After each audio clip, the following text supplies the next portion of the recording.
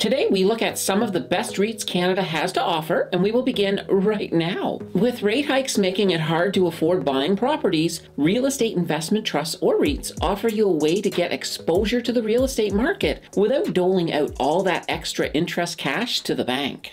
I would rather invest that money and earn some nice passive income for my effort. REITs offer a no-muss, no-fuss exposure opportunity to that sector without all the headaches of being a landowner. You don't have to worry about property taxes or collecting rent from tenants who apparently forgot it was the first of the month again. Before we try to collect that rent again, let me know in the comments if you have a favorite REIT. I do love RioCan, but maybe this list will give me a new favorite. As always, I am very grateful to see you all here in the home of free financial content on YouTube. If you are new, please subscribe right now so you won't miss a single moment, and a huge thank you for that click. One of the reasons REITs can pay higher than average dividends is because they do not pay taxes on their profits, and as a result, they pass on that tax burden, well, to you. If you hold a REIT in a non-registered or personal account, you will pay taxes on 100% of your dividends. Because of this, REIT should, if possible, be held in a registered account, such as your TFSA or your RRSP. For my American viewers, you want those in your Roth IRA.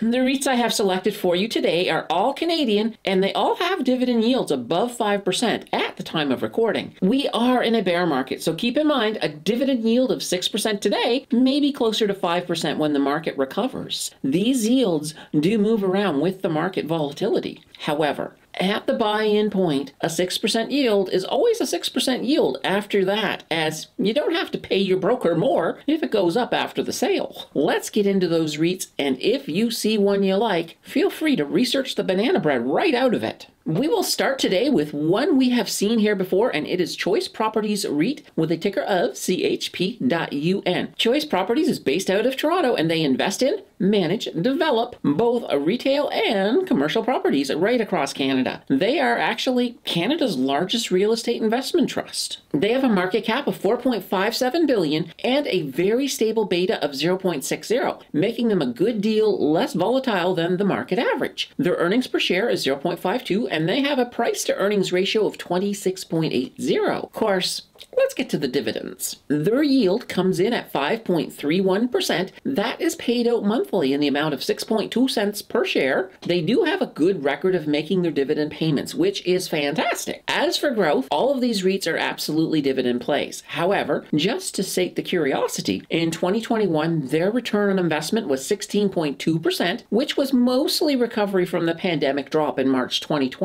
This year, they are down 9.4% in the bear market. With a huge market cap and a history of reliability, this is a solid REIT, and I have absolutely no complaints whatsoever with this one. Up next, we have Nexus Industrial REIT with a ticker of NXR.UN. They are based out of Oakville, and they acquire, own, and manage industrial, retail, and office space in Canada. They also have future plans to branch down into America. They have a market cap of $604.6 million and a beta of 1.27, making them about as volatile, if not a wee bit more, than the market average. Their earnings per share is 1.93, and they have a price to earnings ratio of 5.40. On to the dividends. Their yield comes in at 6.19% and is paid out monthly in the amount of 5.3 cents per share. They also have a good record of making their dividend payouts. As for growth, in 2021, their ROI was 39.2%, which is fantastic, although it was partially because of their recovery from that pandemic drop. However, in addition to their recovery, they have done well in 2021. This year, they are, though, down 17.7%. I figure some of that is part of that crazy growth they saw in 2021. Another great looking REIT. Smaller market cap, but signs of good growth and a very reliable dividend. This is also one I would have no problems dropping into my portfolio. Up next, we have Pro REIT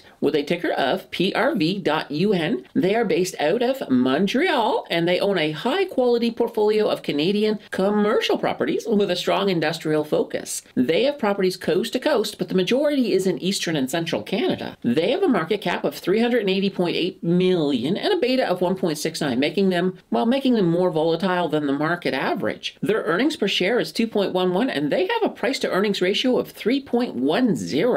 Moving on to the dividends, their yield comes in at 6.98%. That is paid out monthly in the amount of 3.75 cents per share. They have always made their payments, but they did cut that dividend at the start of the pandemic. As for growth, in 2021, their ROI was 14.1%, which was 100% recovery from, you know what I'm going to say, yeah, the pandemic drop. This year, they are down 0.05%, so that's not too bad. I really want to like this REIT, but the dividend cut from $5.25 to $3.75 makes me a little less bullish. They were hit hard from the pandemic, and they are recovering, and perhaps with a little more stable dividend history, I can forget about that cut. But for now, I still think they're a good investment, but you definitely want to pay attention to what they're doing. Up next, we have Melcor REIT with a ticker of MR.UN. They are based out of Edmonton and acquire, own, and manage office, retail, and industrial properties in Western Canada. They have a market cap of $81.3 million and a beta of 2.20, making them much